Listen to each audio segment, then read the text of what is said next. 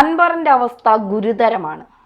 ഒരിടത്തും പോകാൻ കഴിയാതെ അല്ലെങ്കിൽ ഒരാളും കയറ്റാതെ ഇങ്ങനെ പുറത്തു നിൽക്കുകയാണ്. എല്ലാം അടഞ്ഞ വാതിലുകളാണ്.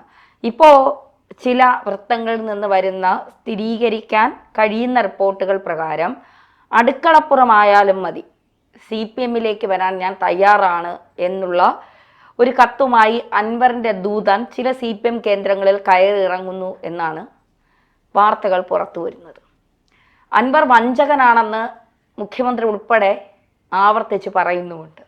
ഈ വഞ്ചകനെ തിരിച്ചു കയറ്റാൻ പിണറായിക്ക് ആകുമോ? ഈ ചുരുങ്ങിയ കാലത്തിനുള്ളിൽ അത്തരത്തിലുള്ളൊരു തിരിച്ചുപോക്കിനെ കുറിച്ച് നമ്മൾ ചർച്ച ചെയ്യുന്നതിൽ പ്രസക്തിയില്ല എന്ന് വിശ്വസിക്കുന്ന ഒരാളാണ് ഞാൻ. അതിന് കാരണം എന്താണെന്ന് വെച്ചാൽ, നമ്മൾ രാഷ്ട്രീയ പ്രവർത്തനമായാലും അതുപോലെ തന്നെ വ്യവസായ പ്രവർത്തനമായാലും വാണിജ്യം, കച്ചവടക്കാരനാണല്ലോ അൻവർ, അതിനൊക്കെ ചില വ്യവസ്ഥകളുണ്ട്. ആ വ്യവസ്ഥകൾക്കകത്ത് മാത്രമാണ് അതിന് നിലനിൽപ്പുള്ളത്. ആ വ്യവസ്ഥകളാണ് അതിൻ്റെ ആവാസ വ്യവസ്ഥ എന്ന് പറയും. ഇവിടെ അൻവർ എല്ലാ ആവാസ വ്യവസ്ഥകളെയും തകർത്ത് തരിപ്പണമായി കഴിഞ്ഞിരിക്കുന്നു. കാരണം അദ്ദേഹത്തിന് ഇടതുപക്ഷ ജനാധിപത്യ മുന്നണിയുമായി തർക്കങ്ങളുണ്ടാക്കാം, തല്ലുപിടിക്കാം, ഇടതുപക്ഷ ജനാധിപത്യ മുന്നണി ഇറങ്ങിപ്പോരാം. അതേപോലെ തന്നെ ഇടതുപക്ഷ ജനാധിപത്യ മുന്നണിയുടെ ഭരണകൂട തലവനായിട്ടുള്ള മുഖ്യമന്ത്രിയെ ചീത്ത വിളിക്കാം. അതിനൊരു വ്യവസ്ഥയുണ്ട്. കാരണം എന്ന് വെച്ചാൽ നമ്മൾ കൃത്യമായിട്ട് എതിർക്കുന്നതിൻ്റെ ഫലമായിട്ട്, ശരിയല്ലെന്ന് നമുക്ക് തോന്നുന്നതിൻ്റെ ഫലമായിട്ട് നമ്മളതിനെ തള്ളിപ്പറയുന്നു, നമ്മളതിനെ എതിർക്കുന്നു. പക്ഷേ അങ്ങനെ എതിർക്കുന്ന ഒരാൾ, അതൊരു യുക്തിയുടെ പുറത്താണല്ലോ എതിർപ്പൊക്കെ വരുന്നത്. ആ യുക്തി ആത്യന്തികമായിട്ട് കാത്തു സൂക്ഷിക്കണം. അയാൾ അവിടെ നിന്ന് ഇറങ്ങിയാൽ എവിടെ നിൽക്കണം?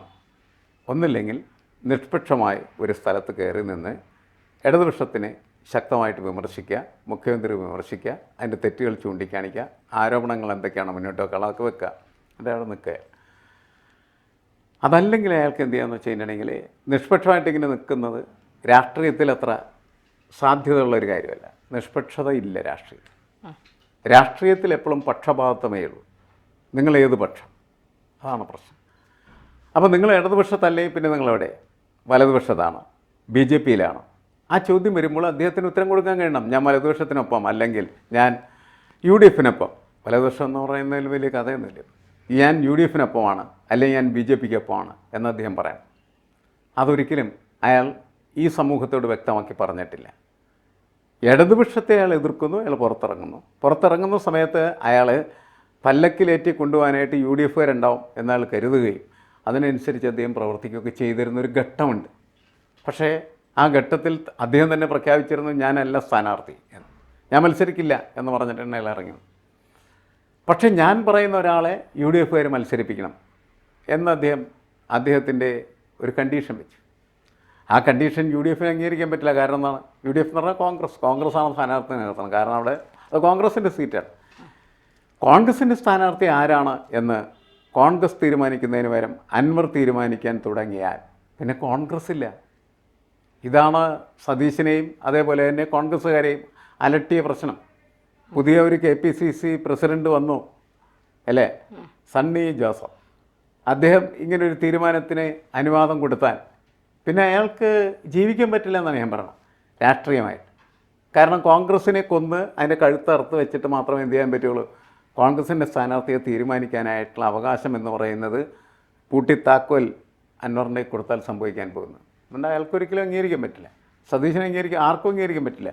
അതുകൊണ്ട് കോൺഗ്രസ് അത് അംഗീകരിച്ചില്ല.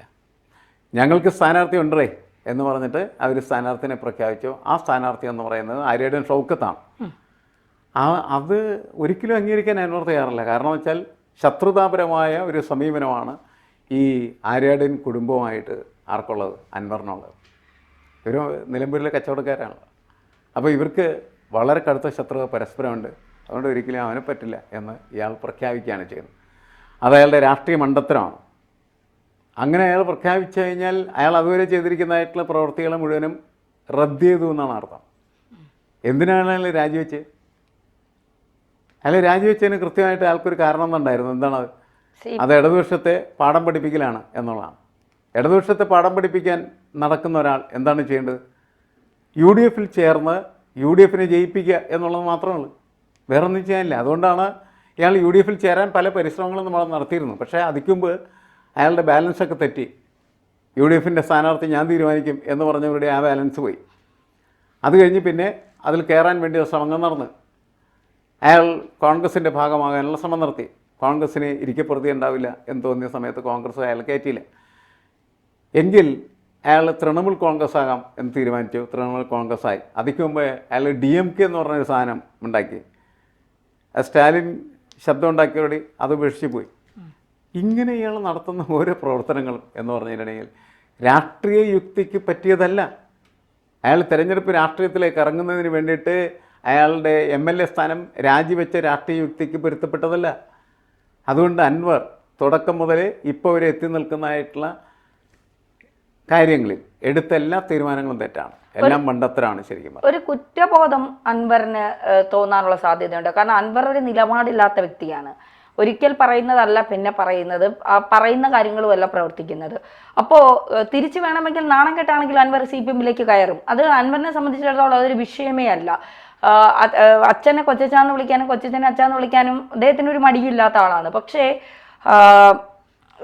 ഈ ഒരു കുറ്റബോധമില്ലാതെ CPM-ലേക്ക് കയറി ചെന്നാൽ CPM ഇരുകൈ നീട്ടി സ്വീകരിക്കും എന്ന് അൻവർ വിശ്വസിക്കുന്നുണ്ടോ? അല്ല, CPM-ന് അൻവർ ആവാൻ പറ്റുമോ? ഇല്ല, പറ്റില്ല. അപ്പോൾ പിന്നെ അൻവർ ചെയ്യുന്ന പോലെയുള്ള പ്രവർത്തികൾ CPM-ന് ചെയ്യാൻ പറ്റില്ല. ഇവിടേക്ക് കോൺഗ്രസിനും അതുപോലെ CPM-നൊക്കെ ഉള്ള പ്രശ്നം അവർക്ക് അവരുടേതായിട്ടുള്ള ഒരു സ്റ്റാറ്റസ് ഉണ്ട്, അവരുടേതായിട്ടുള്ള ഒരു ഐഡൻറ്റിറ്റി ഉണ്ട്. അത് തകർക്കുന്ന ഏത് പ്രവർത്തനത്തിനാണോ അവർ നിന്നുകൊടുക്കുന്നത് അത് അവരെ തന്നെ നശിപ്പിക്കുന്നതിന് തുല്യമായിത്തീരും. അതുകൊണ്ട് അത് അംഗീകരിക്കാൻ അവർ തയ്യാറാവില്ല. CPM ഇപ്പോൾ ഒരു കാരണവശാലും അൻവറിനെ CPM-ലേക്ക് എടുക്കും എന്ന് പറയുന്നൊരു ഫീല് പോലും നൽകില്ല. കാരണം അങ്ങനെ നൽകിയാൽ ഈ തെരഞ്ഞെടുപ്പിനെ തന്നെ ബാധിക്കും. CPM 7 നിലയിൽ പൊട്ടും. അപ്പോൾ അങ്ങനെ പൊട്ടാൻ വേണ്ടിയിട്ട് ഈ അൻവറിന് എന്തെങ്കിലും തരത്തിലുള്ള ഇടം അടുക്കളയിലോ അല്ലെങ്കിൽ ചായ്പിലോ കൊടുക്കാനായിട്ട് CPM തയ്യാറാവും എന്ന് നമ്മൾ കരുതരുത്. പക്ഷേ ഇതിനൊരു മാറ്റം വരാം. എപ്പോഴാണ്? ഈ ഇലക്ഷനൊക്കെ കഴിഞ്ഞു. ഇലക്ഷൻ കഴിഞ്ഞ് കഴിഞ്ഞാൽ പിന്നീട് പുതിയ ഒരു സ്റ്റാറ്റസ് കോണ് വരണം. ഇലക്ഷനിൽ UDF ജയിക്കുകയാണെന്ന് വിചാരിക്കും. UDF ജയിക്കുകയാണെന്ന് വെച്ചാൽ പിന്നെ അൻവർ UDF-ന് ആവശ്യമില്ല. തെരഞ്ഞെടുപ്പിൽ LDF-ആണ് ജയിക്കണമെന്ന് വിചാരിക്കുക. അപ്പോൾ UDF-ന് വീണ്ടും അൻവർ ആവശ്യമായിട്ട് വരും. ഈ പറഞ്ഞ കഥകളെല്ലാം മറന്ന് അടുത്ത തെരഞ്ഞെടുപ്പ് വരുന്ന സമയത്ത് 2026 നിയമസഭാ തെരഞ്ഞെടുപ്പ് വരുന്ന സമയത്ത് അൻവർ ആയിരിക്കും അപ്പോൾ UDF-ന്റെ സ്ഥാനാർത്ഥി. പക്ഷെ അപ്പോഴും ഡിമാൻഡുകൾ ഉണ്ടല്ലോ, ആഭ്യന്തരമന്ത്രി പദം. അല്ല, ആ ഡിമാൻഡുകളൊക്കെ രഹസ്യമായിട്ട് ഉപേക്ഷിക്കേണ്ടി വരും. ഇപ്പോൾ ഡിമാൻഡുകൾക്ക് പ്രസക്തിയില്ല. കാരണം എന്ന് വെച്ചാൽ ഇയാൾക്ക് ശക്തിയില്ല. ഇയാൾ കൈയും കാലും പിടിഞ്ഞ് നടക്കുകയാണ്. അങ്ങനെയുള്ളൊരു മനുഷ്യൻ ഡിമാൻഡ് വെക്കാനായിട്ട് കഴിയില്ല.